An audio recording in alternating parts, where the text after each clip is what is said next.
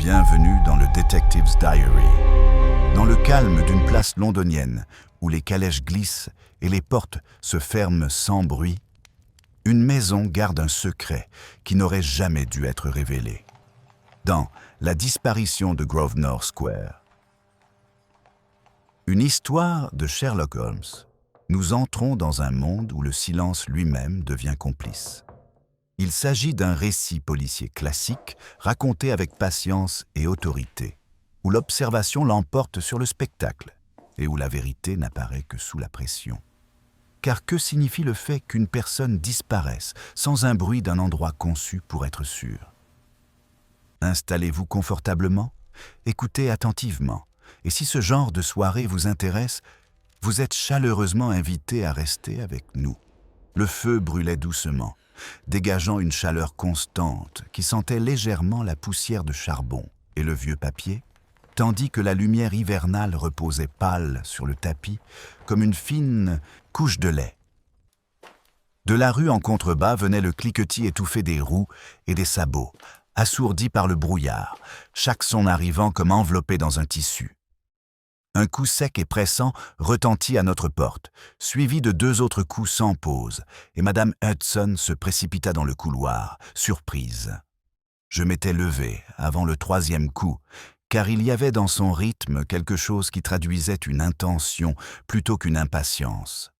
Holmes, qui se tenait dos à la cheminée, se retourna aussitôt, le visage déjà débarrassé de son air pensif, les yeux alertes et attentifs. Les coups retentirent à nouveau, plus près cette fois, comme si la main qui frappait à la porte s'offusquait du moindre retard imposé par la courtoisie humaine. Madame Hudson fit entrer notre visiteur presque aussitôt, et celui-ci pénétra dans la pièce, l'air de la rue encore accroché à son manteau. C'était un homme grand, mince à l'excès, vêtu avec précision, mais sans ornement. Son chapeau tenu si fermement que ses doigts avait laissé des marques blanches sur le feutre. Ses joues étaient pâles, et bien qu'il s'efforçât de paraître calme, je voyais que c'était un effort maintenu par la force de la volonté plutôt que par l'habitude. Il s'inclina légèrement devant Holmes, puis devant moi, comme s'il était conscient des convenances même lorsqu'il était pressé par quelque chose qu'il ne pouvait mettre de côté. « Monsieur Sherlock Holmes », dit-il d'une voix basse mais tendue, « je suis Henry Ashcombe, de Grosvenor Square. Je vous demande votre aide immédiate. Une affaire de la plus haute importance s'est produite, et chaque instant qui passe nous est préjudiciable. » Holmes inclina la tête, non pas pour inviter le visiteur à s'expliquer, mais plutôt pour lui permettre de le faire. Le visiteur retira ses gants, les mains tremblantes malgré ses efforts, et les posa sur la table avec une précision inutile. « Un membre de ma maisonnée a disparu, » poursuivit-il. « Elle ne s'est pas enfuie, elle n'est pas partie sans prévenir, elle a disparu. Elle était dans la maison il y a moins d'1 heure. Les portes étaient verrouillées, les domestiques à leur poste. Il n'y a eu aucun bruit, aucune alarme, aucun signe de perturbation. Et pourtant, elle a disparu. » Holmes jeta un coup d'œil aux bottes de l'homme, humides sur les bords, puis à la légère tache sur sa manche, avant de revenir à son visage. « Votre maison se trouve à Grosvenor Square, » dit-il calmement. « Oui. Une résidence moderne ? Récemment rénovée, solide, respectable, sécurisée. Et la personne disparue ? Ma nièce, mademoiselle Eleanor Ashcombe. Elle réside avec moi sous ma protection. » Le nom fut prononcé avec une emphase qui suggérait plus qu'une affection familiale. Je vis Holmes le remarquer également. « Avez-vous prévenu la police ?» demanda Holmes. Ashcombe serra les mâchoires. « Pas encore. Je souhaitais d'abord vous confier l'affaire. Il y a des circonstances, des considérations sociales, qui rendent tout malentendu public hautement indésirable. » Holmes prit son manteau sans un mot, se déplaçant avec une rapidité qui me fit comprendre que la décision avait été prise avant même que la demande ne soit terminée. Je l'imitais, mon esprit déjà occupé à réfléchir à l'étrangeté de l'affaire. Une disparition sans bruit ni trace, depuis une maison gardée située sur l'une des places les plus en vue de Londres, me semblait immédiatement contraire à toute logique physique. Nous descendîmes l'escalier et émergîmes dans le brouillard, où la calèche Cachekombe avait fait venir nous attendait, ses lampes brillant comme deux pièces de monnaie floues. Alors que nous prenions place, je remarquai que notre visiteur gardait le regard fixe devant lui, comme si le fait de se retourner lui était insupportable. La calèche démarra en cahotant, et les bruits de la rue nous envahirent à un Thomas nouveau. Pendant le trajet, Holmes parla peu. Il se pencha légèrement en avant, les mains jointes, les yeux mi-clos, absorbant le rythme des roues et la cadence de la ville. Je sentais les mouvements de la voiture à travers mes bottes, chaque virage et chaque secousse s'imprimant dans mon corps, et avec eux venait un sentiment croissant de compression, comme si le temps lui-même se rétrécissait autour de la question qui nous occupait. Grosvenor Square émergea du brouillard comme un décor de théâtre révélé par un rideau qui se lève. Les maisons se dressaient en rangées sobres, leurs façades pâles et uniformes, leurs fenêtres reflétant la lumière terne de l'après-midi. La résidence d'Ashcombe ne se distinguait que par la maçonnerie légèrement plus récente autour de son entrée et le laiton poli de ses ferrures. Un valet nous fit entrer immédiatement, l'expression soigneusement neutre, bien que ses yeux se tournèrent vers son employeur avec un malaise évident. À l'intérieur, l'air était chaud et légèrement parfumé par le vernis et les fleurs. Holmes s'arrêta juste après le seuil, la main encore posée sur le cadre de la porte, et je ressentis une curieuse réticence à avancer, comme si nous entrions dans un espace où les règles habituelles avaient été subtilement modifiées. La porte se referma derrière nous avec un bruit doux et décisif. « Nous étions dans le salon », dit Ashcombe en nous faisant avancer. Ma nièce s'est excusée pour aller chercher un livre dans la bibliothèque voisine. Comme elle ne revenait pas, j'ai supposé qu'elle avait été retenue. Au bout d'un quart d'heure, j'ai envoyé la femme de chambre. La pièce était vide. Pendant qu'il parlait, les domestiques se sont rassemblés à une distance respectueuse, le visage impassible mais le corps tendu, comme s'ils se retenaient tous. Holmes s'est déplacé parmi eux sans faire de commentaires, d'un pas mesuré, son attention déjà partagée entre l'espace et les personnes qui l'occupaient. Le salon était situé à l'arrière de la maison et donnait sur un petit jardin clos. La lumière du soleil filtrait à travers les hautes fenêtres, se reflétant sur les surfaces polies des meubles disposés avec une sobriété raffinée. Rien n'était renversé, rien n'était dérangé. Je ressentis un frisson inexplicable, car l'ordre même de la pièce semblait accusateur, insistant sur le fait que rien ne s'était produit, tout en proclamant le contraire. Holmes se dirigea vers la fenêtre et testa le loquet, puis appuya légèrement sa paume contre la vitre.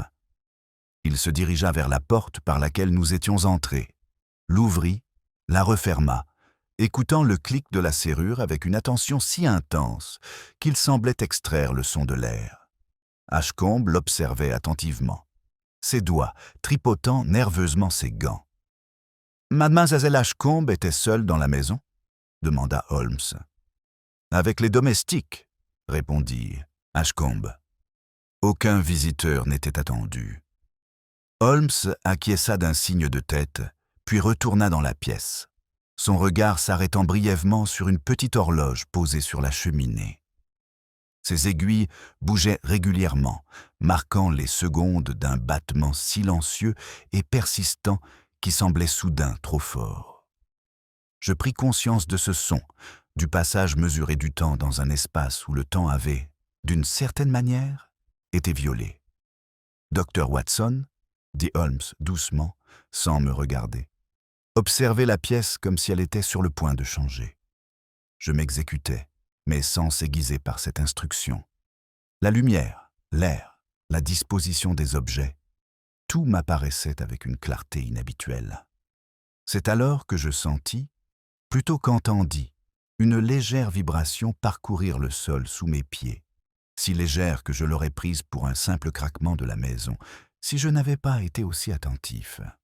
Holmes la sentit aussi. Je le vis à légère crispation de ses épaules. Le visage d'Ashcombe perdit le peu de couleur qu'il avait.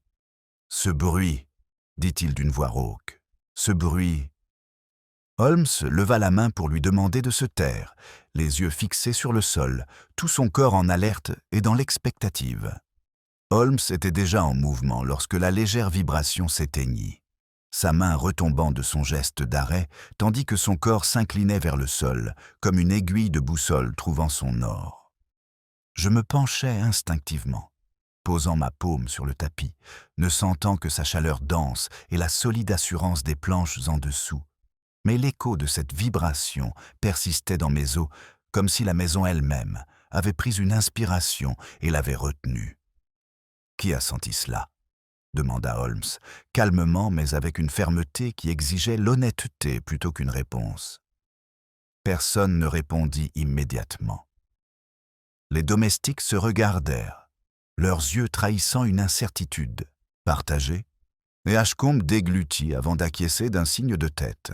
« Moi, dit-il, cela s'est déjà produit 2 fois auparavant, toujours faiblement, toujours brièvement, et toujours inaperçu, répondit Holmes, s'adressant davantage à la pièce qu'à l'homme. Il s'approcha de la cheminée et souleva la petite horloge, la tenant entre son index et son pouce. Son tic-tac continuait régulièrement, insensible à la perturbation qui se trouvait en dessous. Il la remit en place avec soin, l'alignant précisément avec le bord du marbre.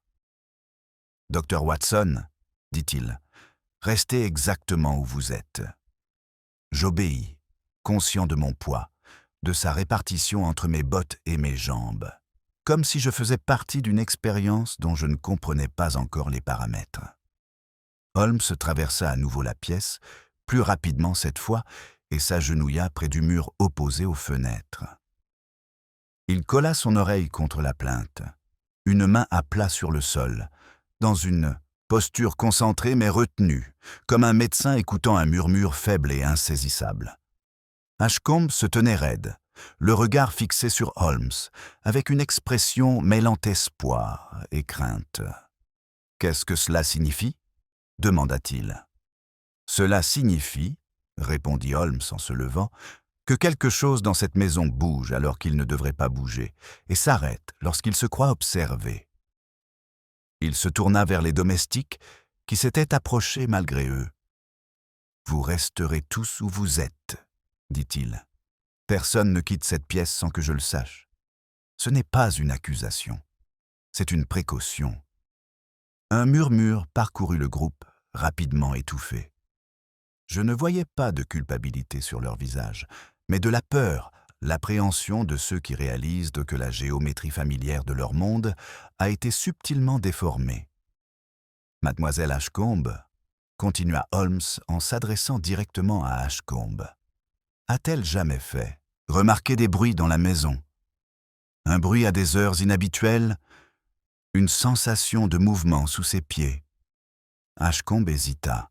« Elle a mentionné une fois, dit-il lentement, qu'elle pensait entendre la maison s'affaisser la nuit. Je n'y ai pas prêté attention. Les modifications étaient récentes, je le lui ai dit. » Holmes inclina la tête, acceptant l'information sans commentaire. « Montrez-moi la bibliothèque, » dit-il. Nous nous y rendîmes immédiatement, Ashcombe en tête, Holmes sur ses talons et moi-même suivant, avec la conscience grandissante que la maison était un être vivant, à travers lequel nous passions. Le couloir était large et recouvert de moquettes. Les murs étaient ornés de paysages dont les scènes paisibles me semblaient désormais étrangement inappropriées. À chaque pas, je m'attendais presque à ressentir à nouveau cette subtile vibration, et lorsqu'elle ne se produisait pas, son absence était en soi déconcertante. La bibliothèque jouxtait le salon par une étroite porte communicante. C'était une belle pièce, bordée du sol au plafond d'étagères en bois sombre, avec une échelle sur des rails fixés pour accéder au volume supérieur. Une seule fenêtre laissait entrer une lumière grise, et l'air était imprégné d'une odeur réconfortante de cuir et de poussière. Pourtant, même ici, l'ordre régnait. Aucune chaise n'était déplacée, aucun livre n'était ouvert sur une table.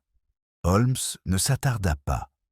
Il traversa la pièce en 3 pas mesurés et posa la main sur l'échelle, la testant avec une fermeté qui fit grincer doucement les rails. Il monta 2 échelons, puis s'arrêta pour écouter. La maison lui répondit par le silence.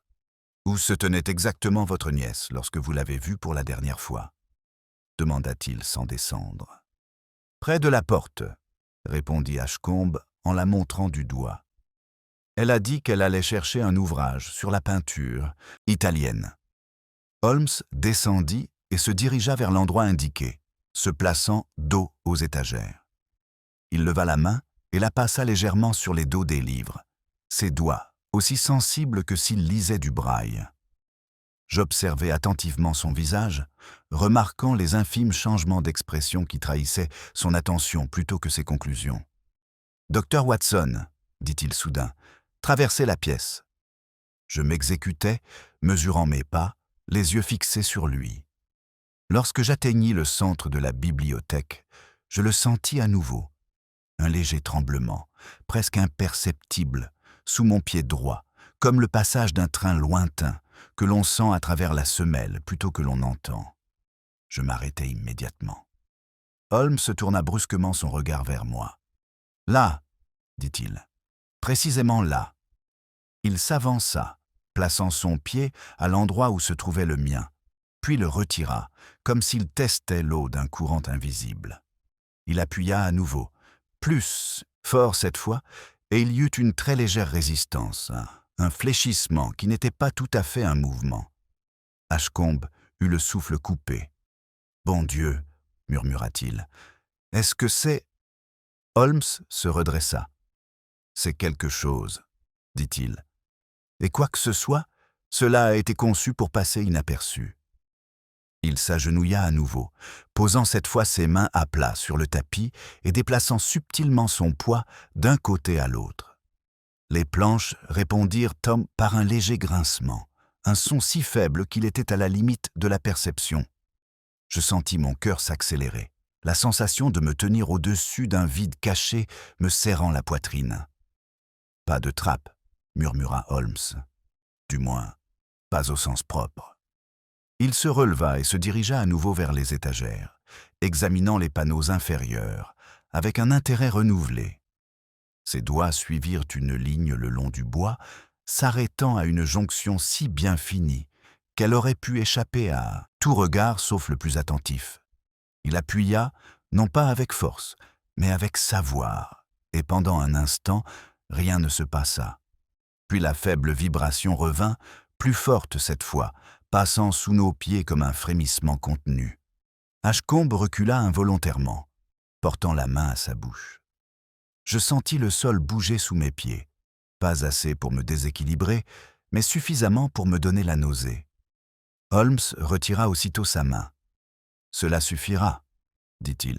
« Pour l'instant. »« Pour l'instant ?» répéta Ashcombe d'une voix faible. « Vous voulez dire… » « Je veux dire… » répondit Holmes en le regardant droit dans les yeux, « que votre nièce n'a pas quitté cette maison. Elle y est retenue prisonnière.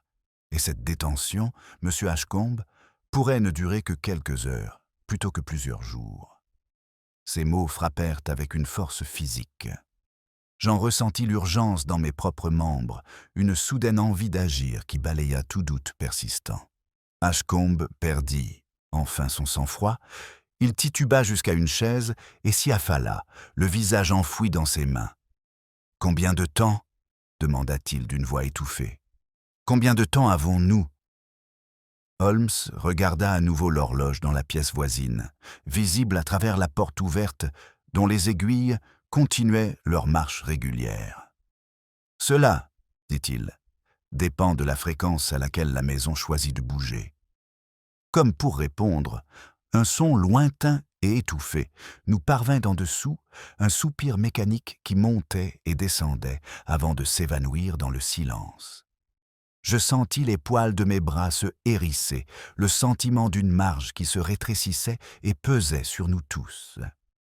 Holmes était déjà en mouvement lorsque ce soupir lointain s'évanouit, allongeant le pas pour traverser la bibliothèque et passer dans le couloir sans se retourner une seule fois. Je le suivis immédiatement, l'écho du son encore vivant dans mes oreilles, tandis qu'Ashcombe se levait, d'un pas chancelant, et nous suivait, ses pas hésitants comme si le sol lui-même était devenu instable sous ses pieds. « Montrez-moi l'escalier de service », dit Holmes d'une voix calme, mais suffisamment ferme pour ne tolérer aucun retard.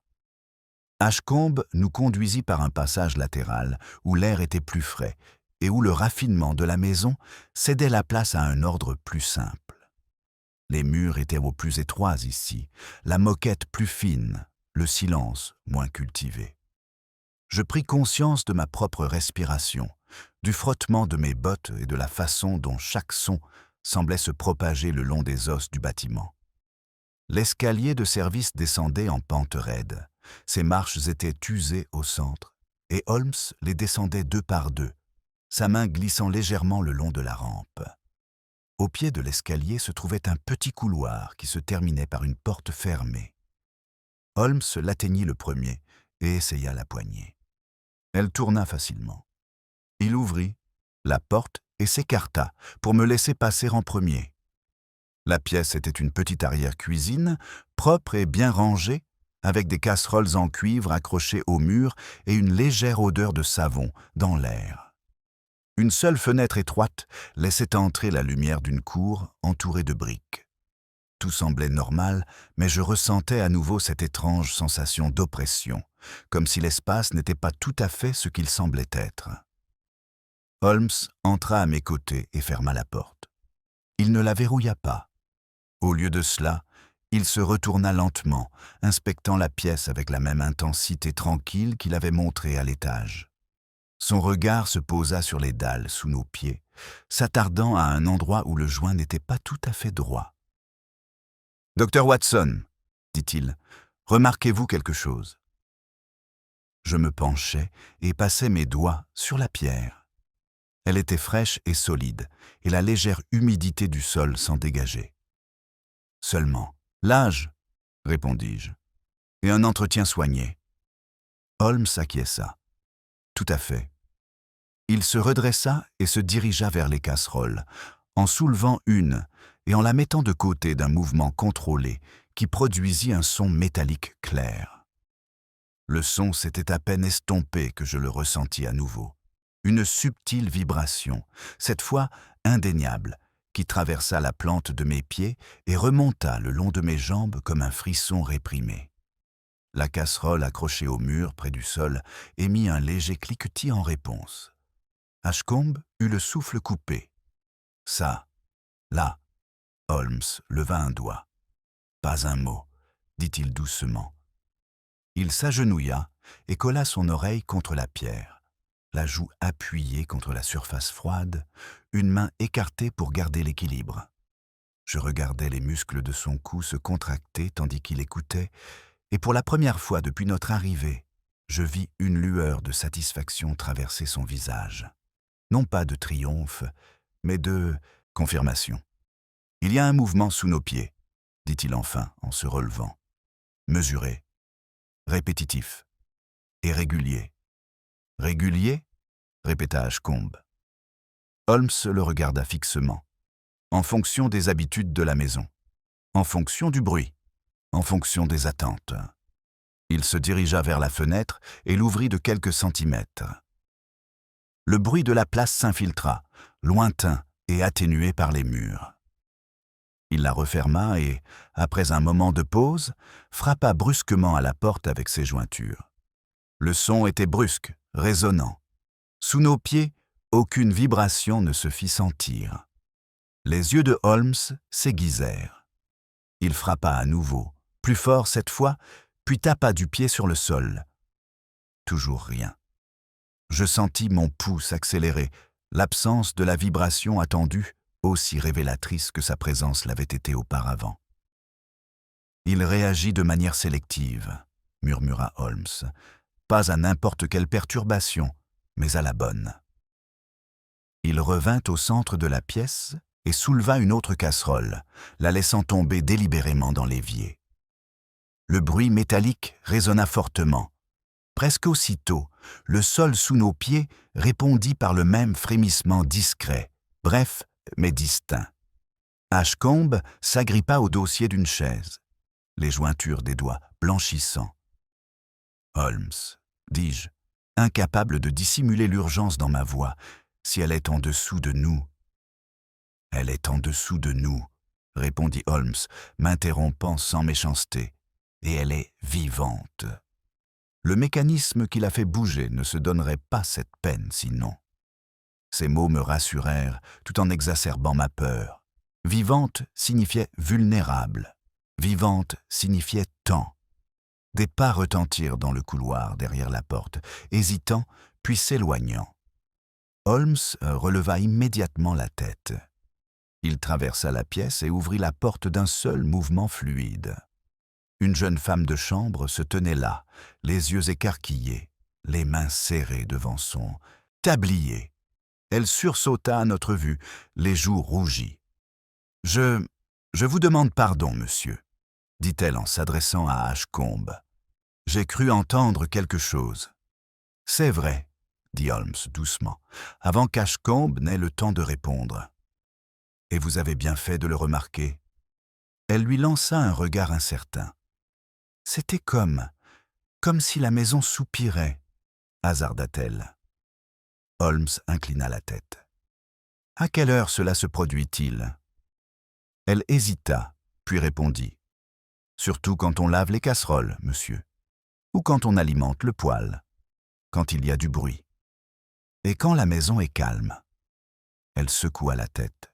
« Pas que je sache. » Holmes la remercia et referma la porte, l'air désormais tout à fait concentré. « Voilà notre contradiction, » dit-il doucement, un dispositif destiné à passer inaperçu sous le couvert d'un travail ordinaire. Il se mit immédiatement en route, retraversant le couloir pour rejoindre l'escalier de service. « Monsieur Ashcombe, » appela-t-il, « des travaux ont-ils été effectués sous cette maison? Les caves ont-elles été agrandies? Les fondations ont-elles été modifiées ?»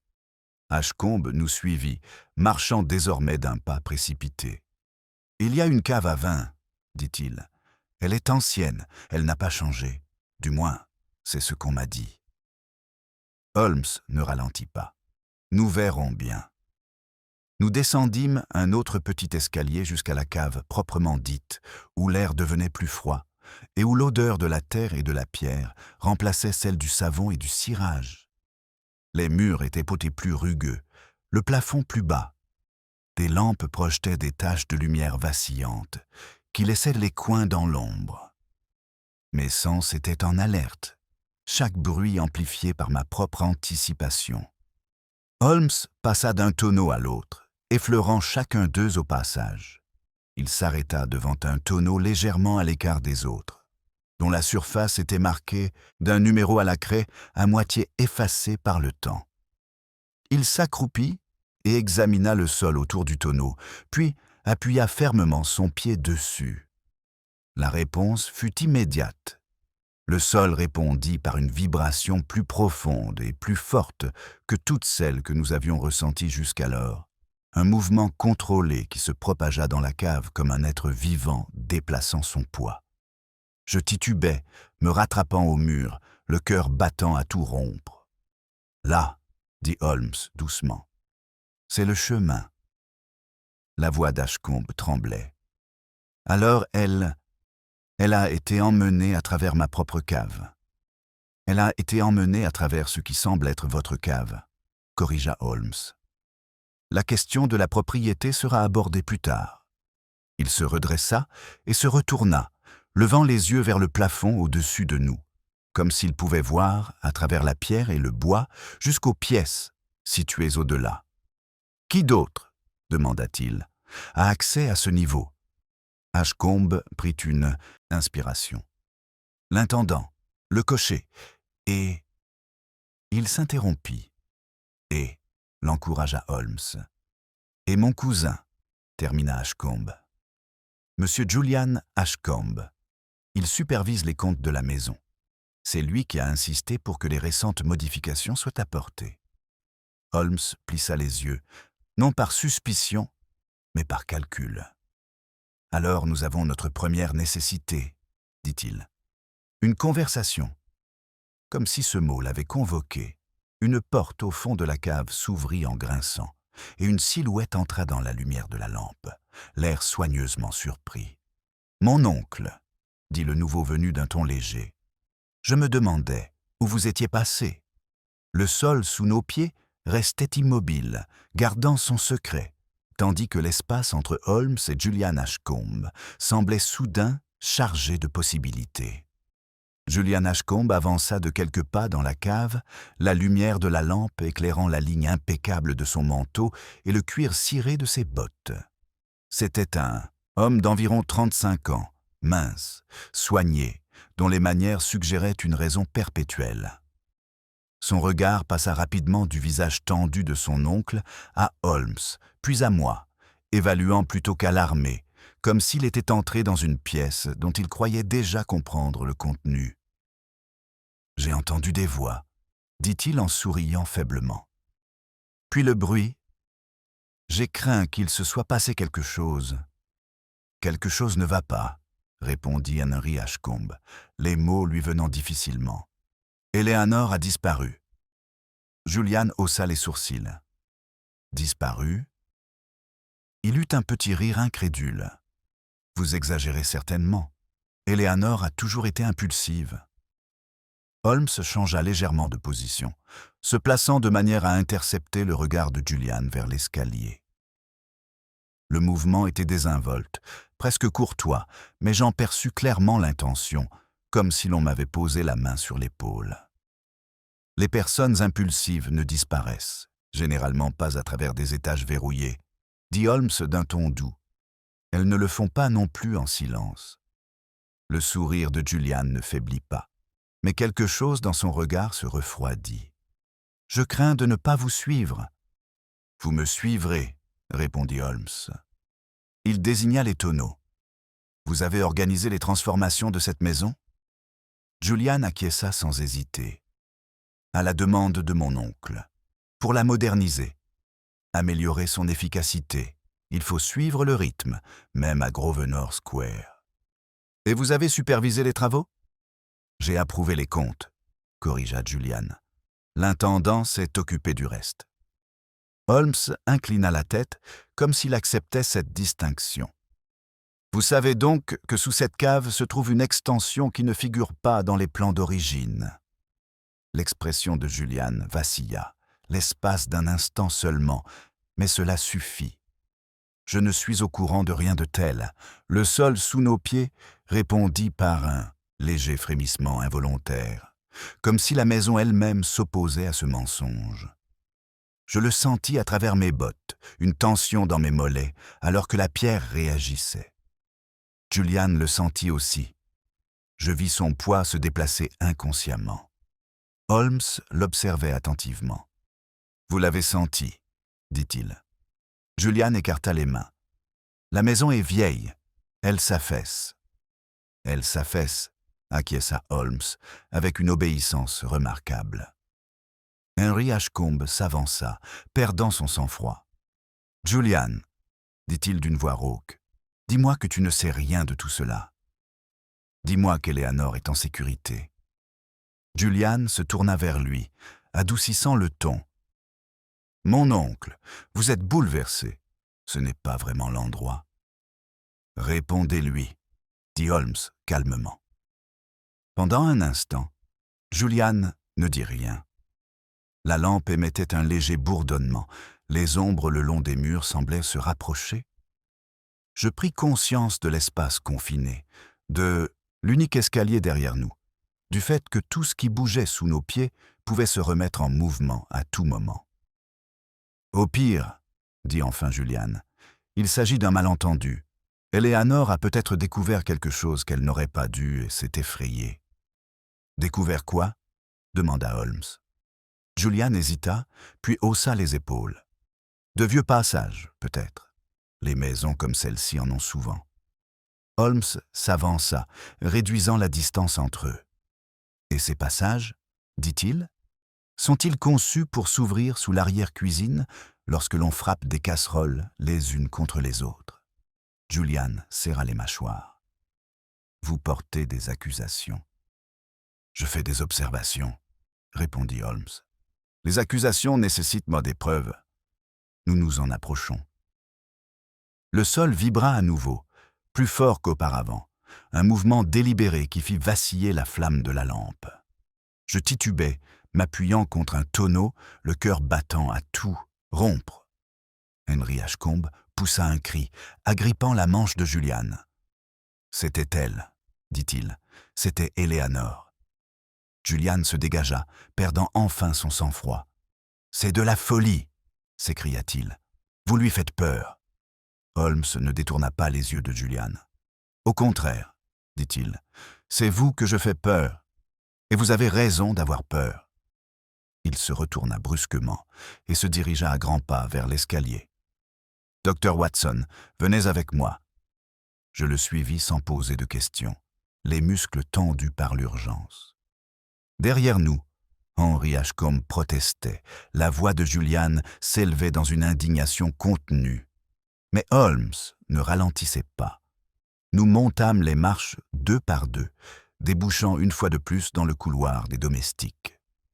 Holmes s'y arrêta, à l'écoute, la tête légèrement inclinée. De quelque part en dessous venait un son sourd et rythmé, comme une respiration lente et laborieuse.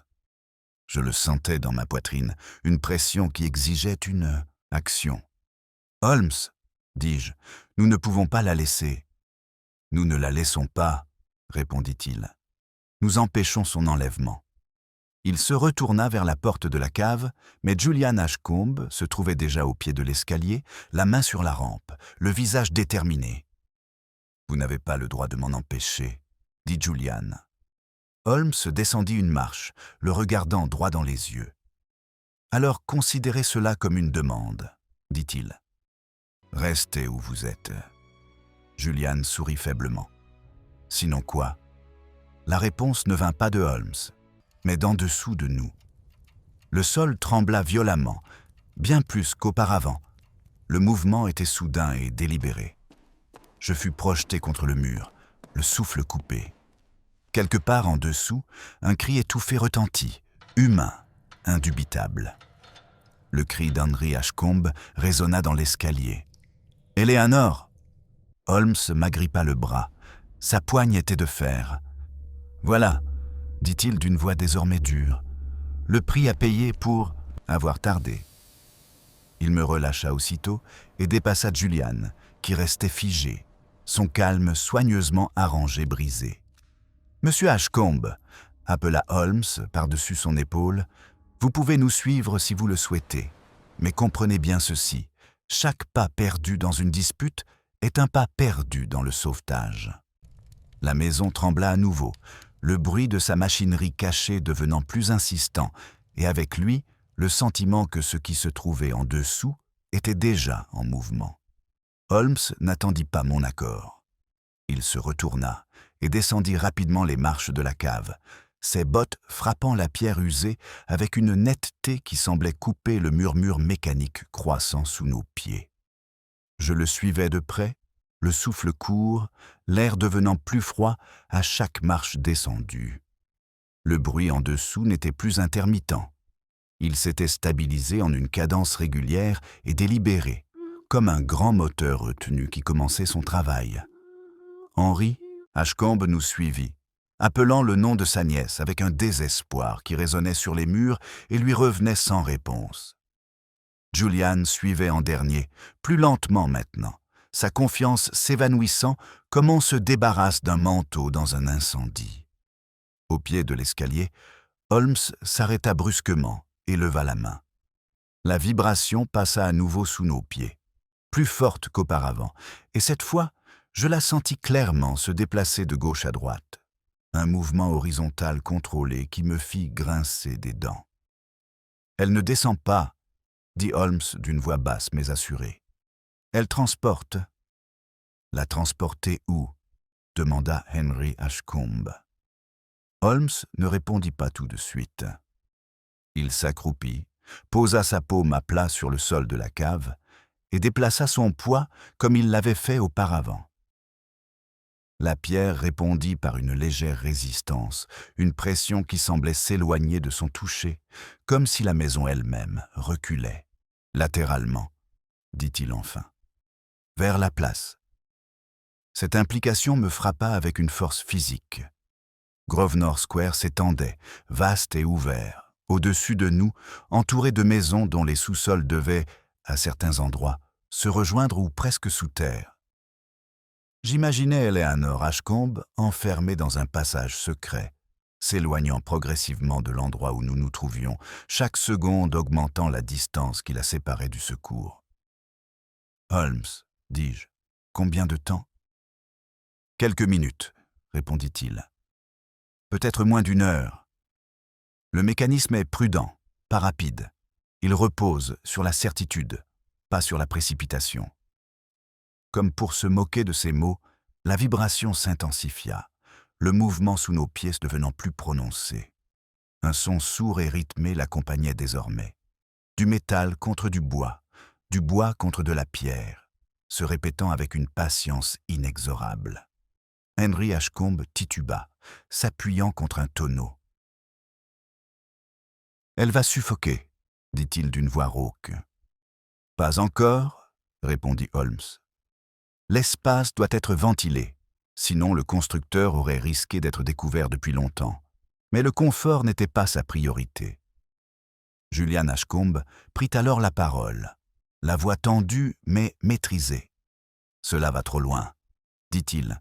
« Quoi que vous pensiez savoir, Holmes, vous vous trompez.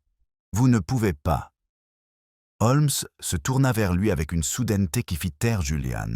« Vous allez me dire, » dit Holmes, « jusqu'où s'étend le passage sous cette maison. » Julian éclata d'un rire bref et sec. « Je ne sais rien d'un quelconque passage. » Le sol lui répondit par une vibration aiguë, presque rageuse. Je la sentis à travers mes jambes, la vibration s'accélérant désormais de manière indéniable. Quelque part sous nos pieds, du métal raclait contre du métal, à un bruit qui me mettait les nerfs à vif. Holmes s'approcha de Julian, baissant la voix. « La maison réagit. Au bruit, dit-il. Elle réagit à la routine. Elle ne réagit pas au mensonge. Votre silence a déjà coûté du temps à mademoiselle Ashcombe. Continuez ainsi, et cela lui coûtera la vie. » Julian perdit son sang-froid. Il jeta un coup d'œil vers le mur, puis revint vers Holmes. « S'il existe une telle chose, dit-il lentement, elle passerait sous la place, vers les propriétés voisines. »« Vers lesquelles ?» insista Holmes. Julian déglutit. « Vers la maison vide du côté nord. Elle était inoccupée pendant les travaux. » Holmes acquiesça d'un signe de tête. « Bien sûr. » Une autre vibration nous traversa, encore plus forte, accompagnée d'un bruit sourd et étouffé qui résonna à travers la pierre. Henry Ashcombe poussa un cri, les mains crispées sur les côtés. « C'est elle qui frappe le mur, » dit-il. Holmes serra les mâchoires. « Elle est toujours consciente, » dit-il. « C'est là le danger, la panique consume l'air. » Il se retourna aussitôt et se dirigea vers le fond de la cave, où les murs étaient un peu plus rugueux et où la lumière des lampes était moins généreuse. Je le suivis, les muscles endoloris par l'effort nécessaire pour suivre son rythme, ma conscience réduite aux exigences immédiates du mouvement et du son. Derrière nous, Henry Ashcombe suivait aveuglément, tandis que Julian restait en retrait, le visage pâle et tiré. Holmes s'arrêta devant une partie du mur partiellement masquée par des caisses empilées. Il en repoussa une avec une force telle qu'elle racla bruyamment le sol. Le bruit résonna dans la cave et fut immédiatement suivi d'une réponse. La vibration fut vive et réactive, comme si ce qui se trouvait en dessous avait été surpris. « Là, » dit Holmes, « c'est notre marge. » Il tapota le mur d'un coup sec avec ses jointures. La réponse qui vint d'en dessous n'était pas une vibration, mais un son humain faible, un cri étouffé, lointain, mais indubitable. Je sentis ma gorge se serrer, la réalité du danger qui pesait sur Eleanor Ashcombe, m'assaillant avec une clarté soudaine et viscérale.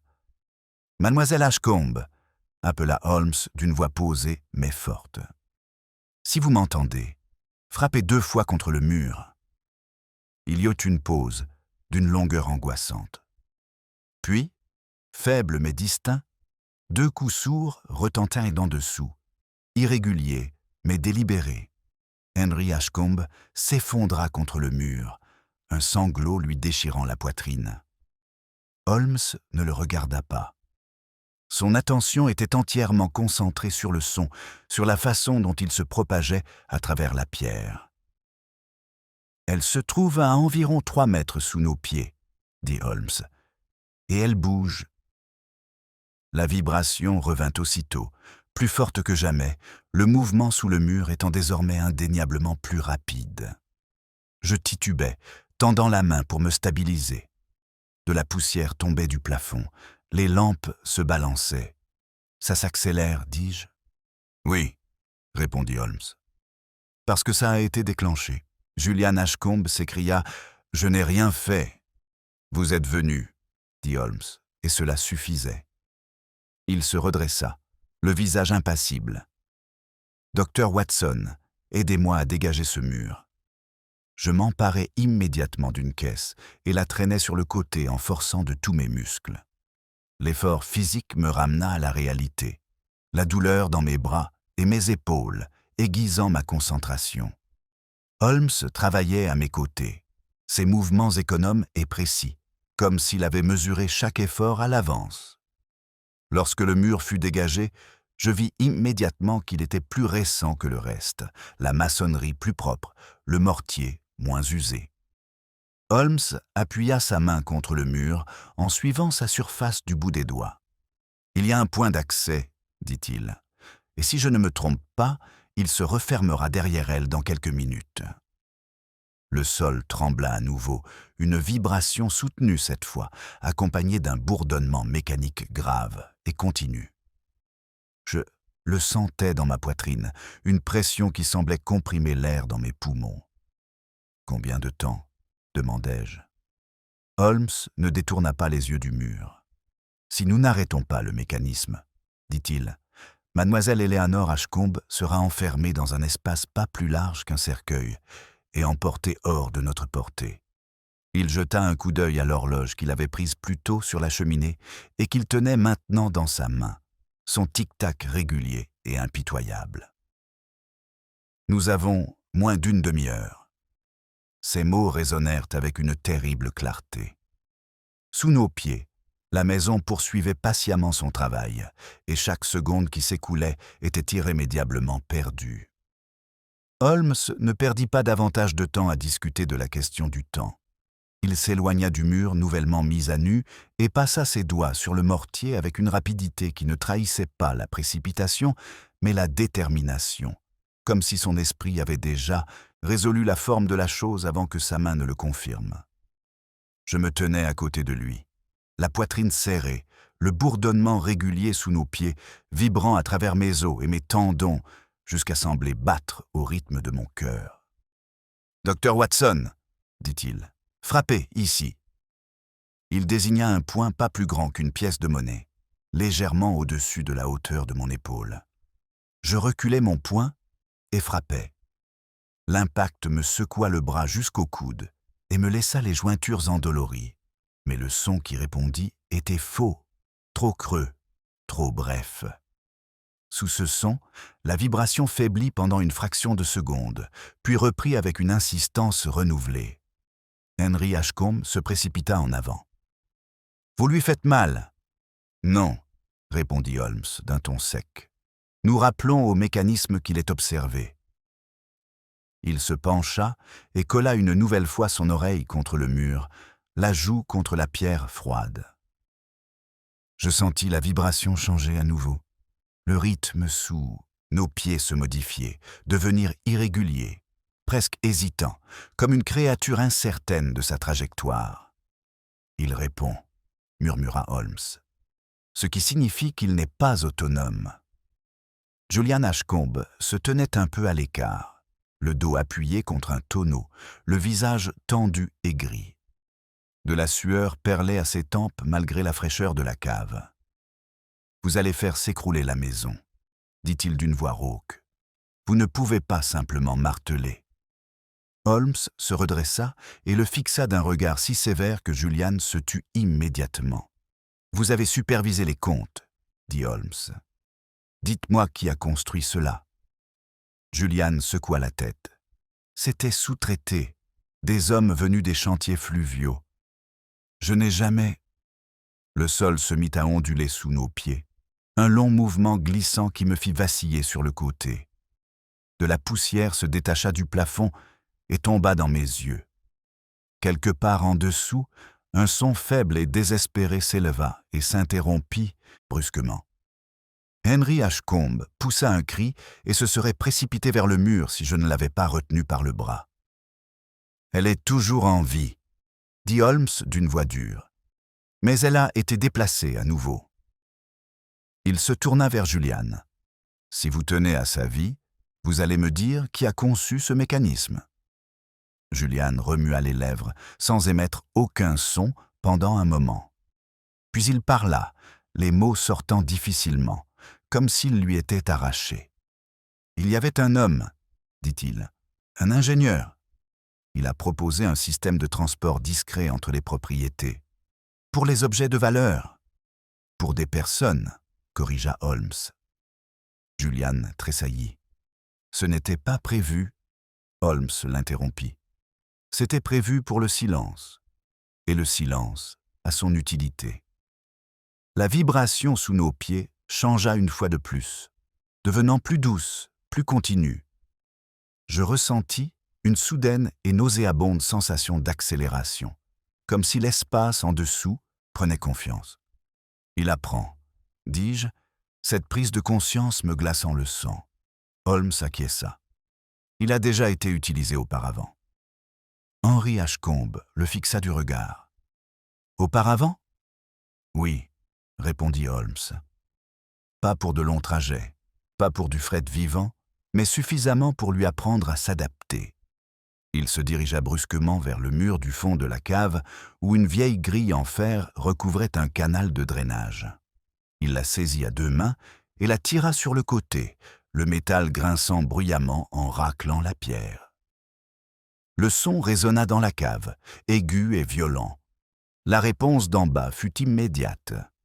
La vibration s'interrompit, puis reprit de manière erratique, comme si le mécanisme avait été surpris et désorienté. Le bourdonnement régulier se transforma en pulsation irrégulière. « Voilà », dit Holmes. Le son le perturbe. « Mais seulement certains sons, dis-je, comprenant alors même que la peur me tenaillait. »« Exactement. » Il frappa à nouveau la grille en fer, plus fort cette fois, la laissant s'écraser délibérément contre le mur. Le bruit résonna brutalement, se répercutant à travers la pierre et le bois. Sous nos pieds, le mouvement ralentit sensiblement, les vibrations faiblirent, perdant leur rythme. Henry Ashcombe agrippa ma manche. « Refaites-le », supplia-t-il. Holmes leva la main. « Pas encore. » Il ferma les yeux un instant, à l'écoute, tout son corps tendu. Le bourdonnement sous nos pieds reprit, mais plus faiblement, comme incertain. Holmes ouvrit aussitôt les yeux. « Il a un seuil, » dit-il. « Trop de perturbations, et il s'arrête pour se protéger. Trop peu, et il continue. » Il se tourna vers moi. « Docteur Watson, quand je vous donnerai le signal, frappez le mur exactement au même endroit que précédemment. Pas plus fort, juste comme ça. » J'acquiesçai, le bras endolori, le souffle court dans l'attente. Holmes recula vers le mur, posa sa main dessus et attendit. La vibration sous nos pieds redevint plus régulière, retrouvant son mouvement confiant. La sensation de mouvement latéral s'intensifia, pesant sur mes sens jusqu'à ce que je puisse presque imaginer Eleanor Ashcombe glissant dans l'obscurité, sa respiration devenant de plus en plus courte, ses forces déclinant. « Maintenant, » dit Holmes. Je frappais. Le son fut sec, contrôlé. Sous nos pieds, la réponse fut violente. Le sol vacilla, la vibration se transformant en un tremblement chaotique qui me fit chanceler. Holmes s'arc-bouta contre le mur, la mâchoire serrée, les yeux brillants d'une intense concentration. « Ça s'arrête !» dit-il. Pas définitivement, mais ça hésite. Julian Ashcombe poussa un son étranglé. « Vous êtes en train de le briser. »« Non, » répondit Holmes. Je le convins. Il se retourna rapidement, scrutant la cave. Son regard se posa sur les tonneaux empilés, puis au-delà, sur un renfoncement étroit à moitié caché par l'ombre. Il s'y dirigea d'un pas décidé et s'agenouilla, passant sa main sur la pierre rugueuse. « Ici, » dit-il. « Ce n'est pas porteur. » Je le rejoignis aussitôt, mes doigts effleurant la pierre, tandis que je sentais la différence qu'il avait perçue. La vibration sous nos pieds reprit, le bourdonnement devenant plus fort, plus insistant. « Combien de temps ?» demandai-je, la voix tendue. Holmes ne leva pas les yeux. « S'il reprend à pleine vitesse, » dit-il, « nous avons peut-être 10 minutes avant que l'accès ne soit scellé. »« Et s'il est scellé ?» Alors, répondit Holmes d'un ton sinistre, nous n'entendrons plus rien venir d'en bas. Ces mots me frappèrent comme un coup physique. J'enfonçai mes doigts dans la pierre, mes muscles brûlants tandis que je soulevais le bord d'une dalle. Holmes travaillait à côté de moi, ses mouvements implacables, méthodiques. Derrière nous, Henry Ashcombe pleurait ouvertement, ses sanglots rauques et incontrôlés. Julian se tenait immobile, le visage figé, dans une expression d'horreur naissante. La vibration reprit, plus forte qu'auparavant, le sol sous nos pieds bougeant avec une détermination renouvelée. Le bourdonnement s'intensifia, résonnant dans ma poitrine jusqu'à ce que ma respiration devienne douloureuse. Holmes frappa à nouveau le mur avec ses jointures, d'un coup sec. Le mécanisme vacilla. Le bourdonnement s'interrompit de manière irrégulière. « Encore » dit-il. Je frappais, avec la même force que lui. La réponse fut immédiate et violente. Le sol trembla violemment, la poussière tomba en cascade, les lampes se mirent à se balancer sauvagement. Quelque part en dessous, un faible cri perça le bruit, rauque et désespéré. « Elle est juste en dessous de nous » dit Holmes. « Et le mécanisme résiste. »« Résiste à quoi ?» demandai-je. « À être arrêté. » La pierre sous mes doigts bougea, très légèrement. Je la sentis céder, un mouvement infime qui me remplit d'espoir. Holmes le sentit aussi. « Là, » dit-il. « Encore un coup, Watson, avec toute votre force, mais proprement. » Je reculai mon bras, mon épaule hurlant de douleur, et frappai. Le bruit résonna dans la cave comme un coup de pistolet. Le mur céda dans une secousse soudaine et violente, la pierre se fendant et tombant vers l'intérieur. Un air froid s'engouffra par le bas, apportant avec lui l'odeur caractéristique de la terre humide et de l'huile. Les vibrations sous nos pieds se transformèrent en chaos. Le bourdonnement se changeant en un grincement torturé qui me fit grincer des dents. Holmes se pencha immédiatement vers l'ouverture, sa voix résonnant dans l'obscurité. « Mademoiselle Ashcombe, tenez bon !» Une réponse sanglotante, faible mais vivante, lui parvint d'en bas. Le sol trembla à nouveau, le mécanisme sous nos pieds, luttant, hésitant, comme déchiré entre le recul et l'avance. Holmes resserra sa prise sur la pierre brisée. « Il va réessayer, » dit-il. « Et quand il le fera, nous devons être prêts. » La cave trembla, le bruit des machines tendues s'intensifiant pour un dernier effort, et je sentis la terrible certitude que les prochains instants décideraient si Eleanor Ashcombe émergerait à la lumière ou disparaîtrait à jamais. Le grincement sous nos pieds se transforma en un rugissement torturé, le métal protestant contre sa propre conception et le bord brisé de la pierre sous mes mains tremblait comme s'il était vivant. De l'air froid s'engouffra par l'ouverture, vif et humide, apportant avec lui l'odeur étouffante de la terre et de l'huile. Holmes se pencha davantage dans la brèche, son manteau effleurant la pierre dentelée, tout son corps tendu comme s'il luttait contre une force vivante. « Mademoiselle Ashcombe » appela-t-il à nouveau, d'une voix calme malgré le vacarme, « écoutez-moi. Quand je vous le dirai, vous devrez vous diriger vers la lumière. » Sa réponse fut faible et tremblante, à peine audible à travers le cliquetis et le grincement. « Je ne peux pas. Quelque chose me tire. » Le sol se mit à trembler violemment, me projetant contre le mur. Je me rattrapais d'une main, mon épaule heurtant douloureusement la pierre, le souffle coupé. Sous nos pieds, la machinerie se remit en marche, avec une nouvelle énergie, les vibrations devenant frénétiques et irrégulières, comme si le système avait perdu son rythme et se forçait à avancer par la seule pression. « Il tente de surmonter l'interruption, » dit Holmes d'un ton sec. « Un dernier transfert. » Henry Ashcombe poussa un cri et se précipita, mais Julian le saisit par le bras, le retenant avec une poigne née de la panique plutôt que de la prudence. « Vous allez la tuer, » cria Julian. « Vous ne savez pas ce que vous faites. » Holmes ne se retourna pas. « Au contraire, » dit-il, « c'est précisément ce pourquoi il a été conçu. Accomplir sa tâche lorsqu'il est menacé. » Il déplaça son poids et frappa brusquement 2 fois sur la pierre, à côté de l'ouverture, puis une fois de plus après une pause. Le son résonna, contrôlé et délibéré. Sous nos pieds, la machine hésita, le grincement se transformant en rafales irrégulières. Elle réagit à un schéma, dis-je, la prise de conscience m'envahissant alors même que la peur me serrait la poitrine. « Oui, » répondit Holmes, « et nous allons lui en donner un qu'elle ne pourra pas concilier. » Il frappa à nouveau la pierre, cette fois-ci avec une succession rapide de coups, pas violents, mais rythmiquement précis. Je sentis la vibration s'interrompre sous mes pieds, le bourdonnement faiblir, comme si le mécanisme ne savait pas comment procéder.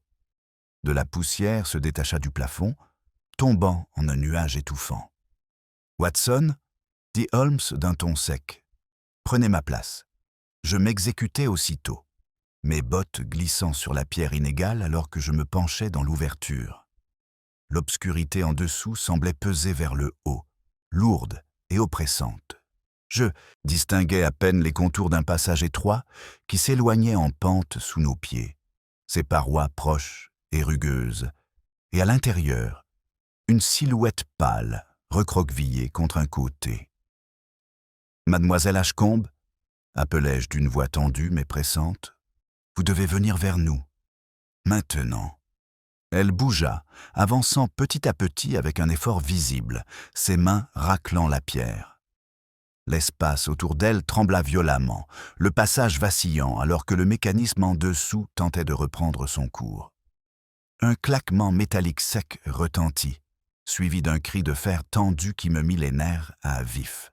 « Elle glisse !» criai-je. La main de Holmes apparut à côté de la mienne, agrippant la pierre avec une force féroce. « Frappez !» dit-il. Je frappai à nouveau le mur, reproduisant le motif qu'il avait utilisé quelques instants auparavant.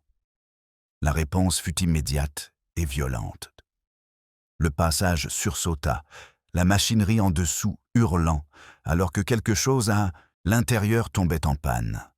La vibration parcourut mes jambes, remonta le long de ma colonne vertébrale, jusqu'à faire claquer mes dents sous sa force.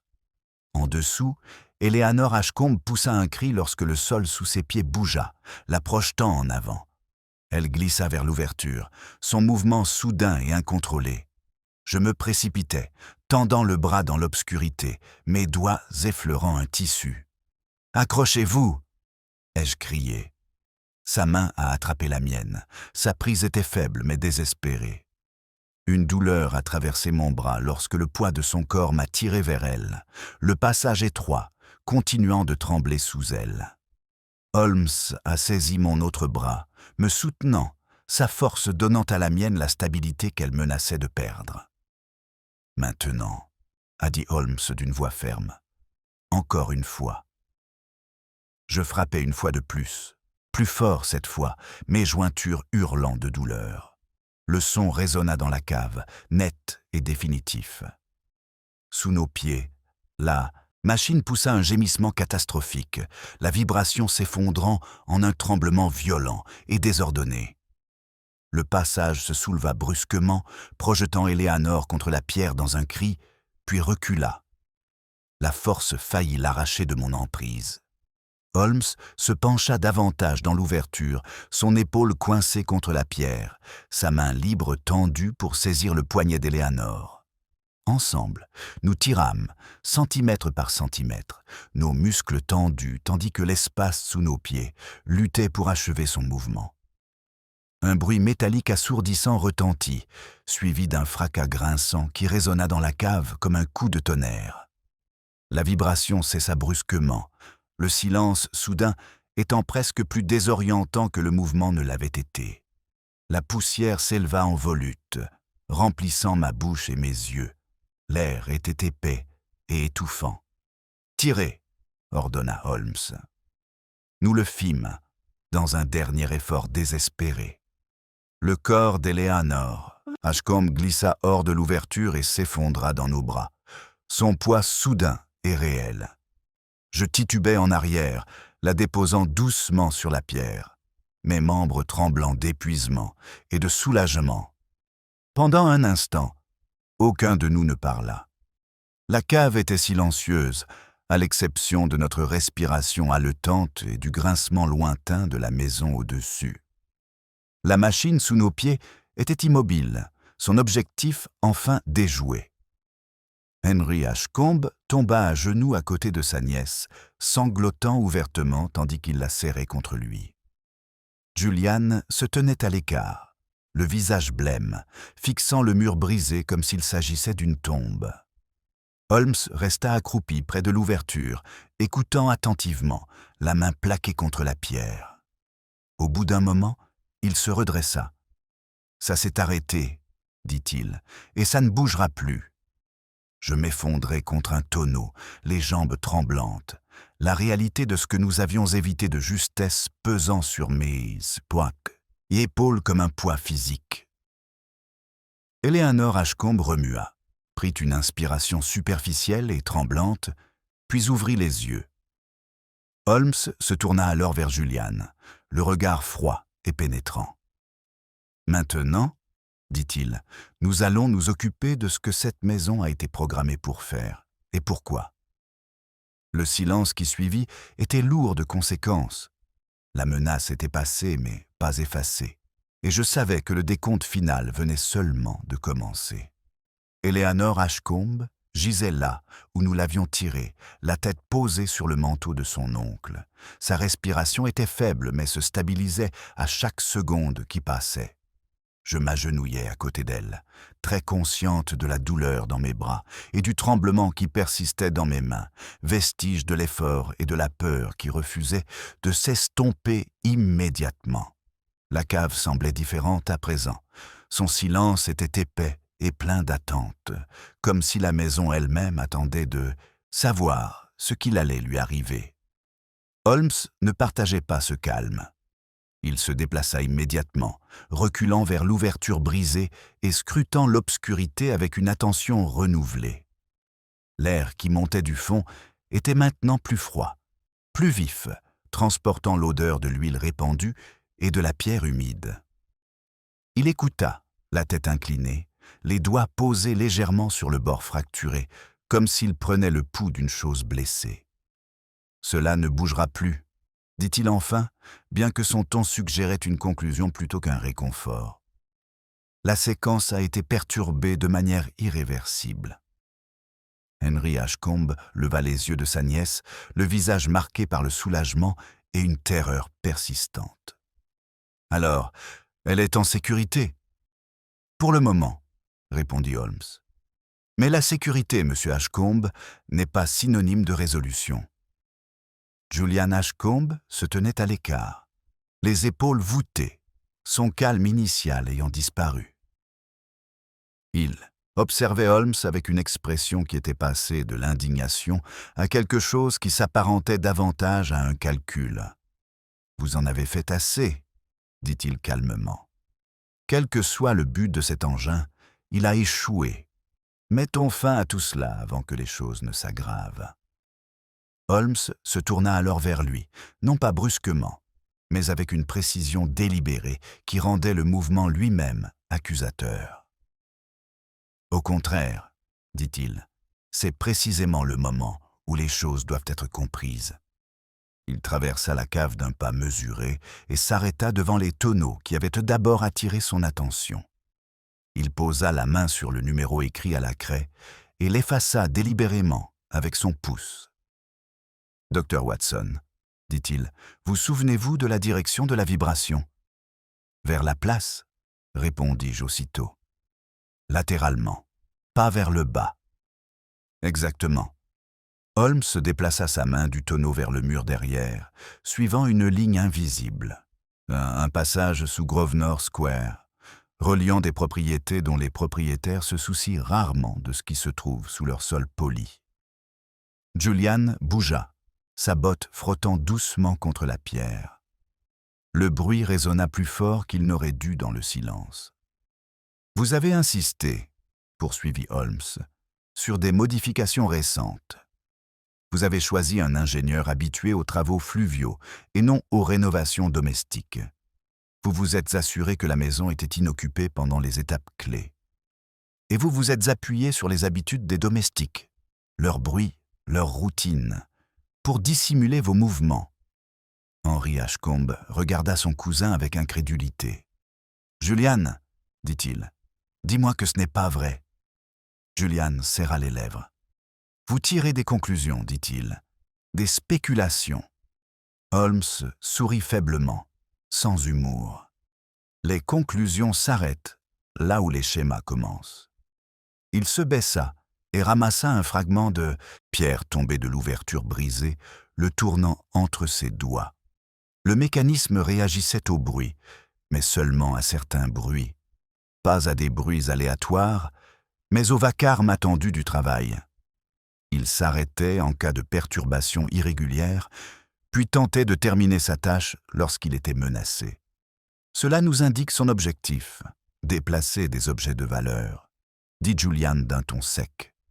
Je vous ai dit déplacer des personnes sans être vues, corrigea Holmes.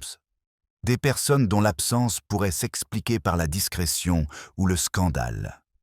Les mots restèrent suspendus dans l'air, lourds et accusateurs. Eleanor Ashcombe remua à nouveau, un faible son s'échappant de ses lèvres. Je me penchai vers elle, lui murmurant des mots rassurants.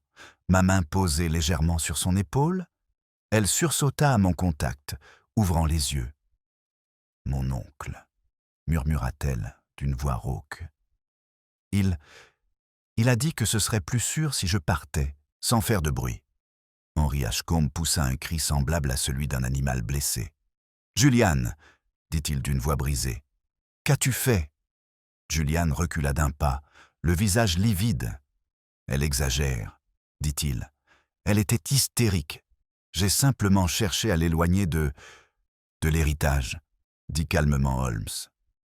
Ce mot le frappa comme un coup physique. Julian se figea, les yeux rivés vers l'escalier, comme s'il mesurait la distance à parcourir pour s'échapper. Holmes l'observait attentivement, la posture détendue mais indéniablement alerte. « Vous êtes le prochain héritier, » poursuivit Holmes. « La présence de mademoiselle Ashcombe complique les choses. Une disparition discrète, qui pourrait être présentée comme une fugue ou une dépression nerveuse, résoudrait le problème. » Julian rit d'un rire cristallin et aigu.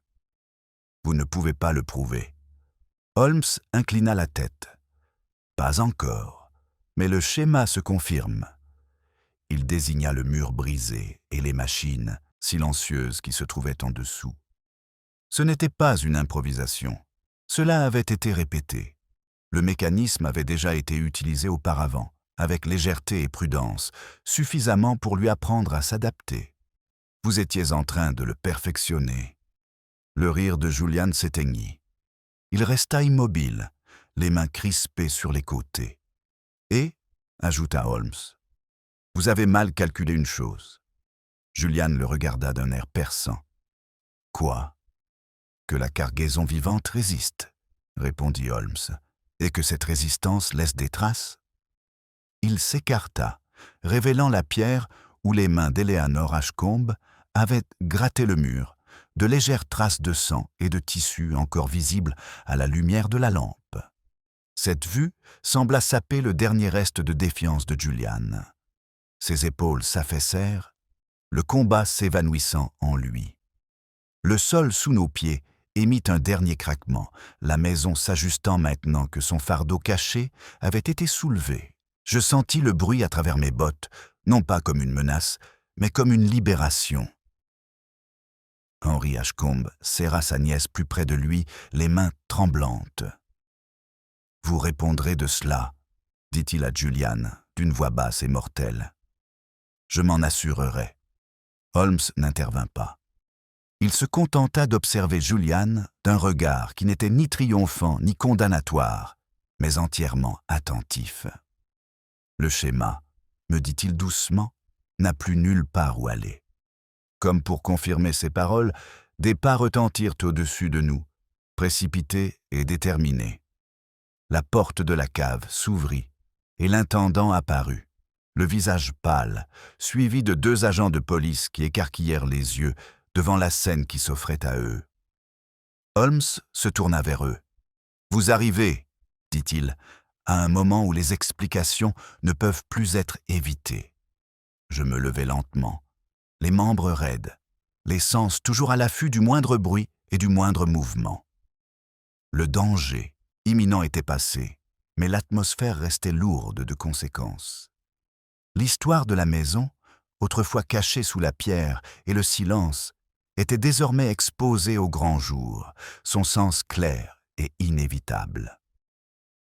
Les agents s'arrêtèrent sur le seuil de la cave, leurs bottes noircies par l'humidité, les yeux fixés sur le mur brisé, les pierres effondrées et la silhouette pâle d'Eleanor Ashcombe s'accrochant faiblement au bras de son oncle.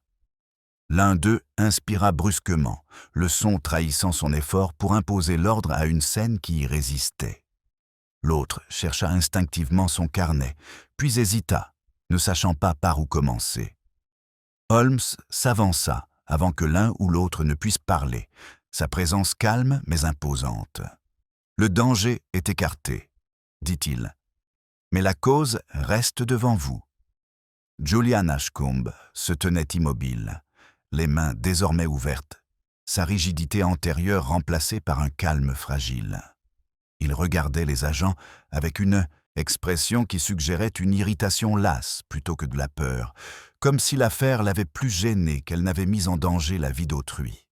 « Vous vous trompez, » dit-il d'un ton calme.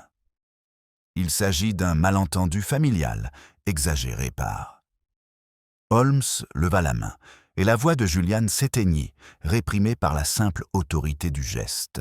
« Il n'y aura pas de malentendu, » dit Holmes.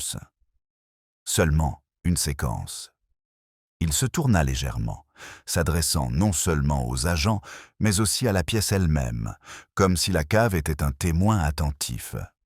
Cette maison a été modifiée pour dissimuler les mouvements. Pas vers le bas, où il serait susceptible d'être découvert, mais latéralement, où on s'y attend le moins. Sous une place publique, le bruit est pardonné. Le son est anticipé. Le silence est synonyme de confiance. Je sentis à nouveau l'écho de ces vibrations sous mes pieds. Le souvenir du mouvement qui avait transporté une femme, vivante dans l'obscurité tandis que la maison au-dessus respirait confortablement. Les mots de Holmes ne racontaient pas tant les événements qu'ils ne les mettaient en perspective, chacun trouvant sa place inévitable. Le mécanisme, poursuivit Holmes, était conçu pour s'arrêter lorsqu'il était observé et pour continuer lorsqu'il était dissimulé. Il réagissait à la routine, casserole, bruit de pas, travail, et reculait devant toute interruption.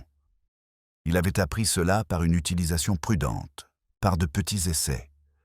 Pas avec des personnes au début, mais suffisamment pour affiner son comportement. Julian bougea, serrant les mâchoires. L'un des agents le surveillait de près, son stylo prêt à écrire. « Vous avez supervisé les comptes, » poursuivit Holmes. « Vous avez choisi l'ingénieur. Vous avez choisi la propriété vacante vers laquelle menait le passage. Et vous vous êtes appuyé sur deux hypothèses. Que la disparition d'une jeune femme pouvait être réinterprétée et que la maison elle-même garderait votre secret. » Henry Ashcombe poussa un faible gémissement. Eleanor se blottit contre lui, ses doigts agrippant sa manche, les yeux fixés sur Julian avec un mélange de peur et de compréhension naissante. Julian finit par perdre son sang-froid. « J'ai cherché à protéger ce qui m'appartenait, » dit-il d'un ton sec. « Elle était imprudente, instable. Si elle était partie tranquillement, cela nous aurait épargnés à tous. »« Vous aurez épargné, » corrigea Holmes. Les mots tombèrent dans le silence avec un poids mesuré. Holmes fit un pas en avant, le regard inébranlable. « Vous avez confondu dissimulation et contrôle. Vous pensiez que si l'acte était caché, ses conséquences disparaîtraient. Mais les mécanismes, comme les motivations, laissent des traces, et ces traces convergent. » Il fit un geste vers le mur, l'ouverture brisée béant sombrement derrière lui. La pierre s'est fracturée là où elle n'aurait pas dû. Un bruit a répondu là où l'on s'attendait à du silence. Un mouvement s'est produit là où l'on supposait l'immobilité. Chaque contradiction a réduit la vérité jusqu'à ce qu'aucune autre explication ne puisse tenir. Le policier le plus proche de Julian s'avança, l'air déterminé. « Monsieur Ashcombe, » dit-il, « vous allez nous accompagner. » Julian rit doucement, un son creux qui ne contenait aucune joie. « Pour quel motif ?» Holmes répondit avant que le policier n'ait pu le faire. « Pour tentative de meurtre, déguisé en disparition. » Le rire de Julian s'éteignit. Il regarda alors autour de lui, comme s'il voyait la cave pour la première fois. Le mur brisé, les machines silencieuses, la femme qu'il avait failli envoyer dans les ténèbres.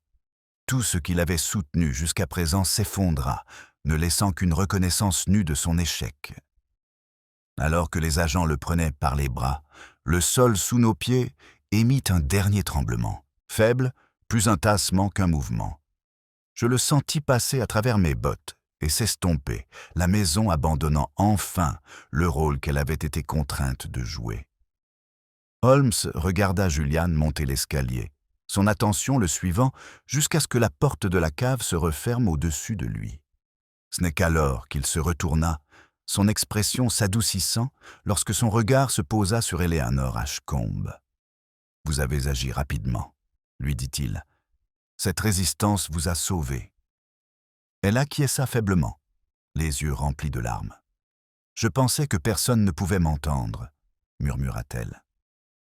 Holmes inclina la tête. « Quelqu'un entend toujours, même la pierre. » Je pris une longue inspiration, la tension se dissipant dans ma poitrine maintenant que l'alignement final avait été effectué. Le danger n'avait pas seulement été interrompu, il avait été compris, sa logique exposée et rendue impuissante. La cave semblait soudain plus petite, vidée de toute menace, ses ombres ne dissimulant plus aucune intention.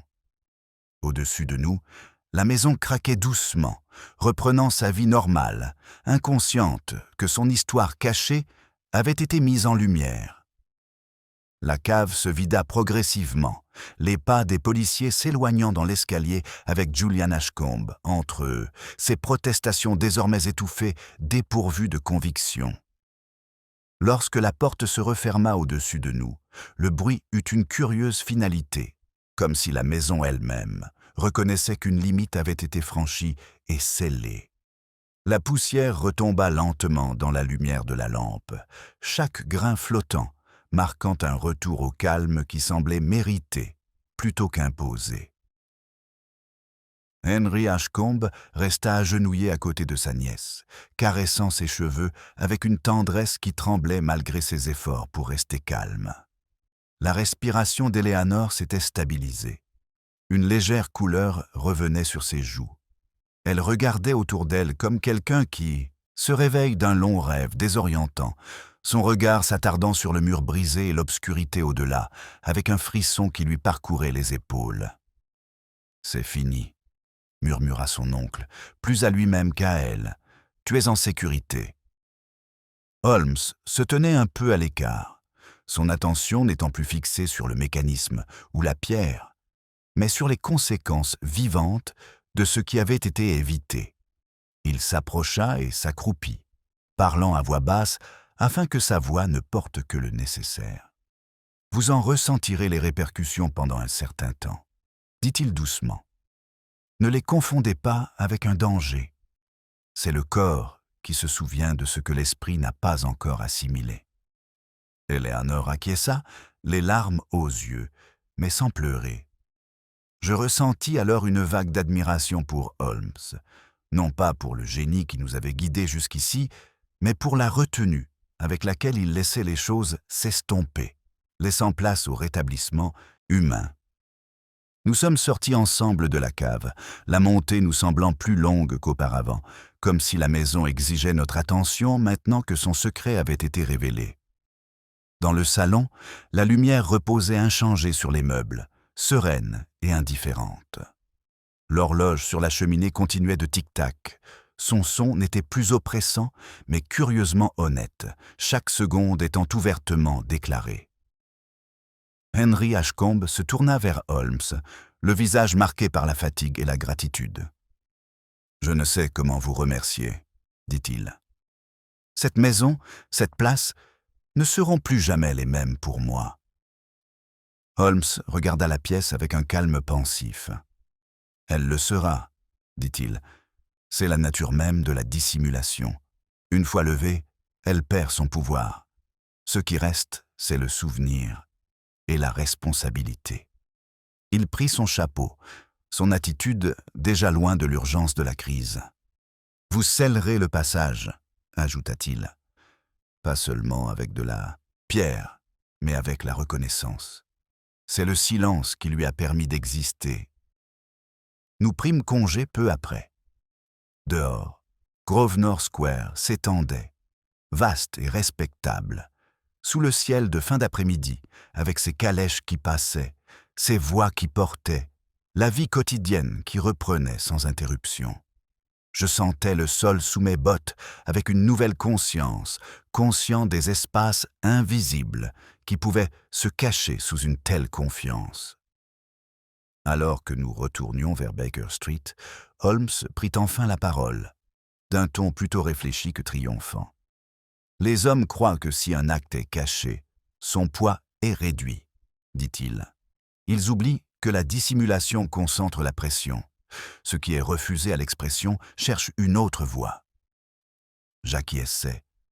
L'image de ce passage étroit me revenant à l'esprit, ainsi que la patience implacable avec laquelle il avait porté son fardeau. Et lorsque cette voie s'est trouvée, dis-je, elle devient d'autant plus dangereuse qu'elle était invisible. Holmes esquissa un léger sourire. Tout à fait. La vérité, comme le son, se propage mieux lorsqu'elle peut le faire ouvertement. Lorsqu'elle est contrainte de se cacher, elle acquiert une dynamique. Nous avons tourné au coin de la rue et la ligne familière de Baker Street est apparue. L'urgence de la journée s'est enfin dissipée, laissant place à une sobriété lucide. Quelque part sous la ville, la pierre allait se stabiliser, les mécanismes allaient rouiller et le silence allait rester, non plus complice, mais vidé de toute intention.